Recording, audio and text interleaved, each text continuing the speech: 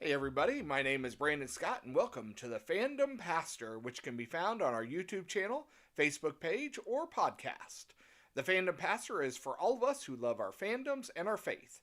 Fandoms are anything that somebody has a deep love for. Harry Potter, Broadway musicals, cult films, to name just a few. Join the Fandom Pastor as we see how God is connected to it all. And don't forget to share, like, and subscribe. Hey, everybody, this is Pastor Brandon with our next episode of the Fandom Pastor. We are going to be finishing up our series today on banned books. These are books that one time or another have been banned. The clue from last time is that this book, ironically, is about book censorship and book burning.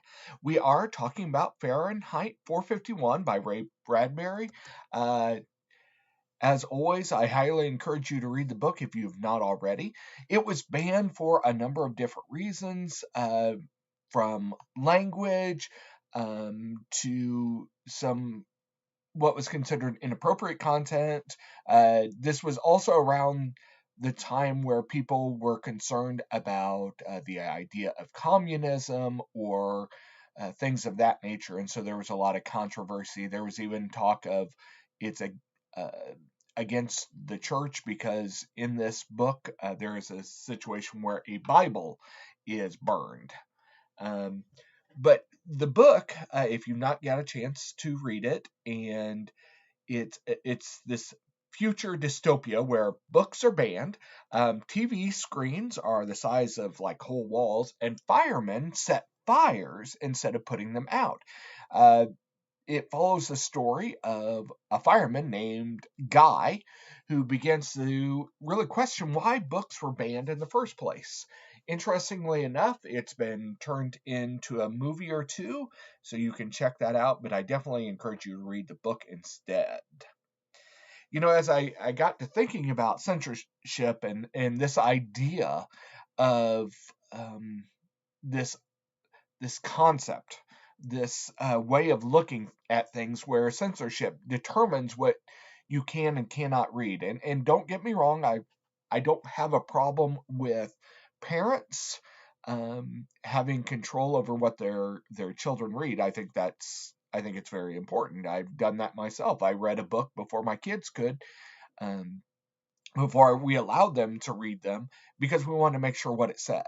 So I certainly get that. But determining that nobody can read something just because you don't like it or just because you're uncomfortable with it is not appropriate. And I think we have to understand that sometimes, even in the harshest of situations like these censored or banned books, um, sometimes it's a truth that we need to hear whether we want to or not, whether we're comfortable or not with them. It reminds me of Romans 1:18, for the wrath of God is revealed from heaven against all ungodliness and unrighteousness of men, who by their own unrighteousness suppress the truth. And let's be perfectly clear, there's been times where the Bible has been banned within schools and stuff. And I understand them not necessarily, uh, being forced on anybody. You don't want that. But to put anything off to the side and say, well, I'm uncomfortable with it. Because let's be honest, with the Bible, there is, it's all truth, and yet it can be very uncomfortable. There's a lot of material, there's a lot of aspects in the Bible that you wouldn't necessarily want your kids to know about at a certain age. Now, once they get older, yes, you definitely want them to. But look at our Sunday school classes for little kids. Do we always share everything that happens in those stories? No, we take it a little bit at a time. And so we still have to let the truth exist. We still have to let the truth move forward.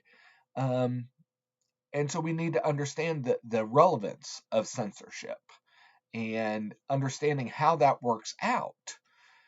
So to dictate, well, this is the only truth that you can have, is the truth that I will share, is very much a theme within Fahrenheit 451. The government decides what you can and cannot read, and In fact, you can't read anything at all. You can only watch things on television and only those things that are allowed. So I really want you to all think about that. And that's why I did this series, and this is why I encourage you to read the books that we talk about to understand, well, what makes people uncomfortable about this book?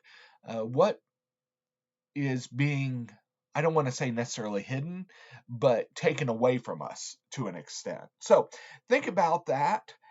Again, I encourage you to read these books, and there are so many other banned books out there. I encourage you to read them because, in my opinion, if you have not read them, uh, even if they make you uncomfortable, I think it's important for us to understand the truth, or at least the truth of what was happening in that time period where the book was written.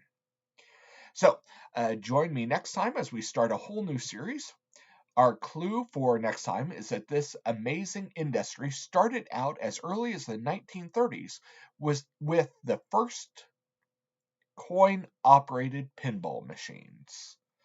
Thanks, God bless, and see you next time.